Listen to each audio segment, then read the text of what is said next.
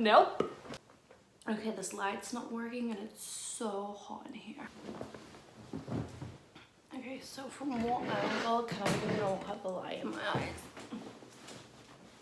Am I gonna have to have the light behind me? That's not gonna work, is it? I'll put you over here.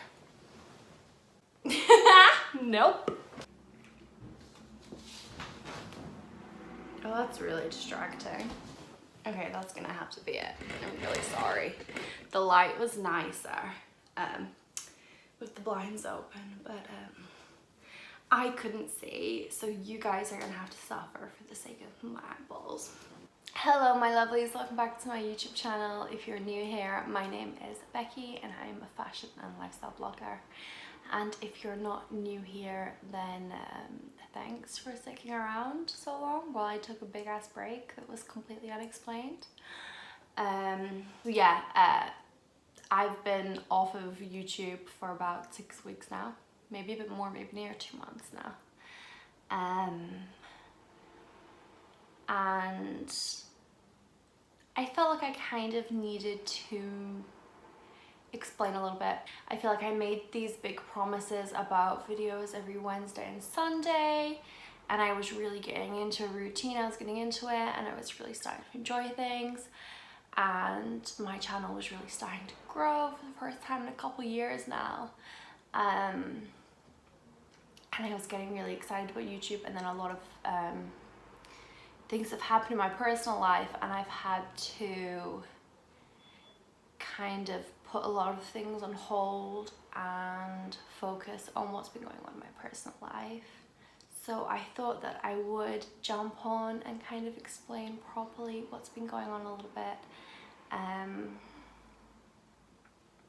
Because frankly, talking to you guys is a lot cheaper than a therapist, and the past couple of months have been really, really rough. And I feel like everything that I put out on the internet is very glam and polished and cheerful, and that's just kind of not the reality. It doesn't really feel real to be only putting those things out. I've kind of ended up here explaining to you guys what has been going on, and that's what this video is. So, as a lot of you will know, I'm a master's student. My master's will be finishing on the 20th of September. But as for the moment, I'm in the summer semester of my master's degree. That means that I'm currently finishing my dissertation, writing up my research project, which is worth like a third of my degree. And then after that, in September, I've been hoping to do a PhD, which a lot of people have actually requested that I make videos about that whole process as well. So I think I might make another video about that process, maybe not. So at the beginning of the summer, right when I finished exams, I decided to get an extra job. I've been full-time blogging for nearly 2 years now, but of course when I graduate, because I'm not certain whether I'll have a PhD yet, for the first time I won't have a loan to help pay the rent, so things are a little bit less secure. So I thought that I would get this job that would help me to kind of be a bit more secure. So that was kind of when I think I started posting a little bit less often. And then maybe a month into this job, I'd been saving up for my car insurance. I wanted to put a couple months down up front on the rent, just for a bit of security. And then my car started making a bit of a funny noise, and so I booked it in to get looked at. And then when I've taken it into the garage, I actually broke down a few minutes away from the garage on the motorway. Well, not on the motorway, I broke down on the A55. Kind of, I'll see if I can pull up a screenshot of the road or some on Google Maps or something. I broke down on what I would describe as the side of a mountain. I don't think that's technically what it is, but it was terrifying. My car literally just stopped. I was in a 70, I had to slow to a 30, so I slowed to 30, and then it just stopped responding and slowed to completely a stop. There was no hot shoulder or anything, so the car was basically in the middle of the road. There was a lot of traffic around, and it was sorry, that light's bothering me, so it must be bothering you. Yeah, so it was really scary. There were a lot of people around. There were a lot of people blaring their horns and things. So I think it's quite scary to break down on like a fast road like that while you're by yourself anyway. I think I actually have some footage from that day because I was vlogging, and I haven't picked up the camera since then. So that was the last day that I filmed anything. So I'm currently on my way to drop the car off at the dealership.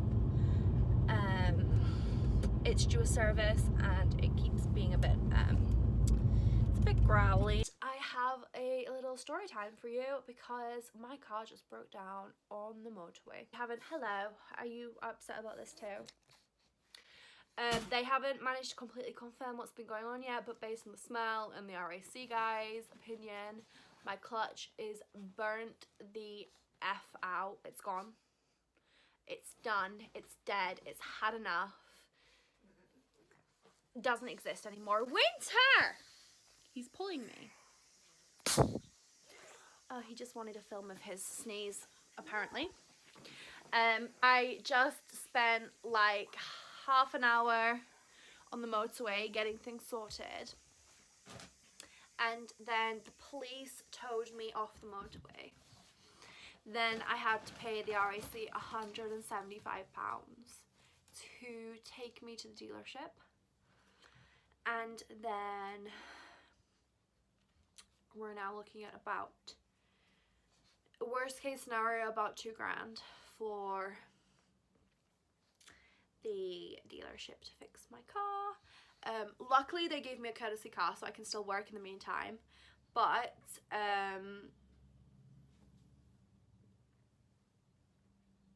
sack my life off. Sorry, the sun's like setting, so it's moving around and this light is moving around. By the time I'd paid for breakdown and they got it in and looked at it, they realised it was about to need new tyres, needed new brakes, all sorts. So that bill came in at just over £3,000. At the end of the day, I'm a student and that has taken up the most of my time, so I don't have that kind of money coming in, and just laying around like £3,000 is so much. So this kind of sent me into a just kind of a meltdown. I really didn't know what to do. I was just like crying all the time. Every waking moment I would be listing things on Depop that I could sell. I was looking for another job, everything that I could think of. So I did actually get another job, so that would be blogging, and 2 more jobs. One of them I'm a nanny at a local family, and the other one I'm not going to tell you where I was working because as you will hear later in the story, they treat me like crap, and I don't know if they could try and sue me. But the family that I work with are lovely. I don't have any complaints about them. So yeah, so I was working at these 2 jobs and trying to fit in blogging, trying to write my dissertation, blah blah blah. I was going in for meetings with the people in my group. We were trying to do the data analysis and things together, and we figured out that the data was an absolute mess and everything was just, it was not as simple as we thought it was going to be. So there was that whole thing, and it just, it was rough. it got to the point where I was getting migraines, and I was literally getting up to go to work, to come home and eat and sleep. We also, at this very same time, like while I just started the third job, we moved house. There was a whole fiasco with the house move. To put a long story short, when we arrived at the new house, and we were about to start moving our things in, we arrived to find that the previous tenant was still in the house. They hadn't left. There was rubbish and dirt, and I cannot describe to you how disgusting the house was. I would put some pictures on the screen, but again, I'm not quite sure how legal it is or not, so I'll leave it. I'll let your imaginations run wild. So around all this stress of moving house and working 3 jobs, I was getting really ill. I was having really bad migraines, just feeling nauseous constantly. My anxiety was just through the roof. And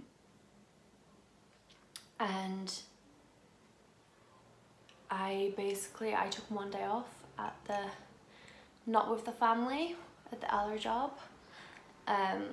It was a shop. I won't say which shop, but it was a shop, so that makes it easier if I can refer to it as something. So I took a day off at the shop, and then when I came back, I had to do like a questionnaire kind of thing to explain why I'd been off.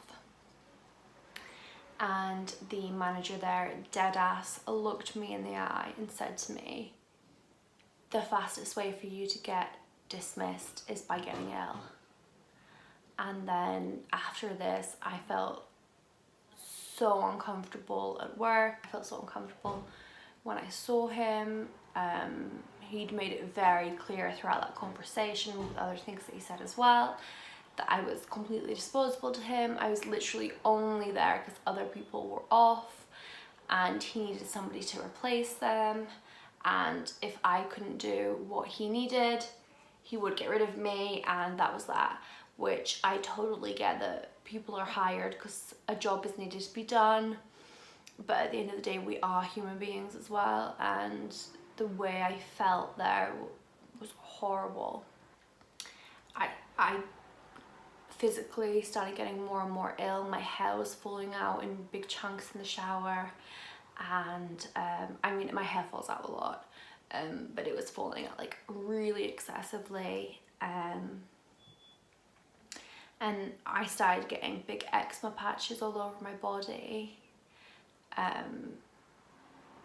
which have calmed down now, both of them, and the headaches as well. It just became really clear to me that even if it meant that I was in a worse financial situation, I had to quit the third job at the shop, and it just wasn't going to work for me anymore. The thing is that because I didn't have the money to pay for the car, my dad has paid for my car repairs, which I have to pay back. There was a family trip that I went on with my parents in March that I had some money out on my overdraft, and with money being really, really tight after Christmas, when I wasn't getting very many campaigns and stuff, so between this, I had a pretty sizable overdraft and now owed my dad this like big amount of money.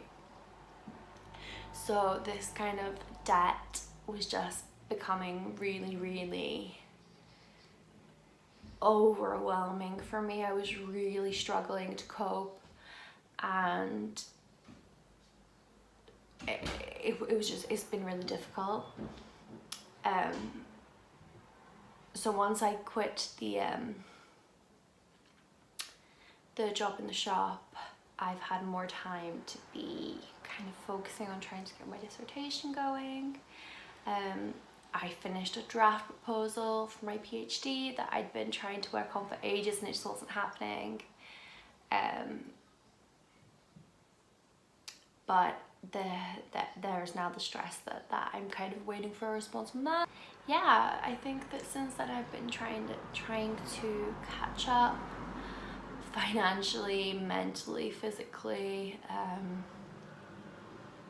work-wise with everything, and I think that YouTube has just been pushed to the very bottom of my list. It's been just something that I couldn't focus on recently. I've had to focus on stuff that's going to make money, and it's going to make money now, rather than things that I'm doing because I love or because they're kind of good career-wise long-term. So because YouTube is, I mean, potentially it could be good career-wise long-term, I don't think that I'm ever going to have a YouTube channel of that level though. For me, it's a bit more a labor of love and just something that I enjoy doing, and I enjoy doing with my time. So yeah, unfortunately it did have to be kind of pushed down the list, but I've decided to come back. I've decided to try and post more regularly again. There are a few kind of ideas that I'm playing with for different series. I'm not sure. For one, I'm thinking about making a series about how I'm kind of trying to work my way back out of this debt as a student, living on minimum wage kind of thing. I've also put on a lot of weight the past couple months with the stress of everything going on. I've been comfort eating as if biscuits are going to stop being sold tomorrow. So I was thinking about perhaps talking about what I'll be doing weight loss wise and body wise, what's changing, what's going to be happening there with me. If my PhD happens, then maybe I'll have a series talking about my PhD. Yeah, I'm playing with quite a few different ideas. I think for me at the moment, the debt and the weight loss are my two kind of biggest struggles in my own life. So I think they are the two things that I will definitely be recording my progress with, because if I'm struggling, then I'm sure other people are struggling with the same thing. And also just kind of a bit for my own sanity and a bit for everybody around me's sanity. I think that my friends and family and everyone are probably all very, very sick of hearing me complain about money and about my weight. So maybe it's maybe it would be good to tell somebody else about it rather than bothering them so much. But yeah, there wasn't particularly much point to this video. I don't feel like there's a way that I can kind of round it off nicely, other than a thank you guys so much for hanging in here. And I have mentioned bits of what's been going on Instagram, and I got so many lovely messages there, so that was really, really lovely.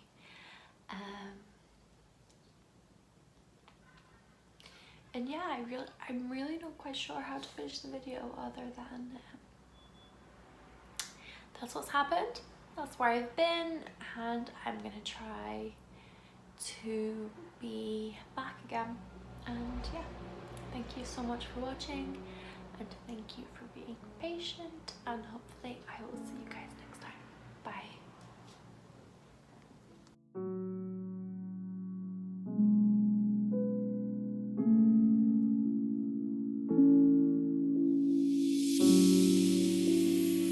Bye.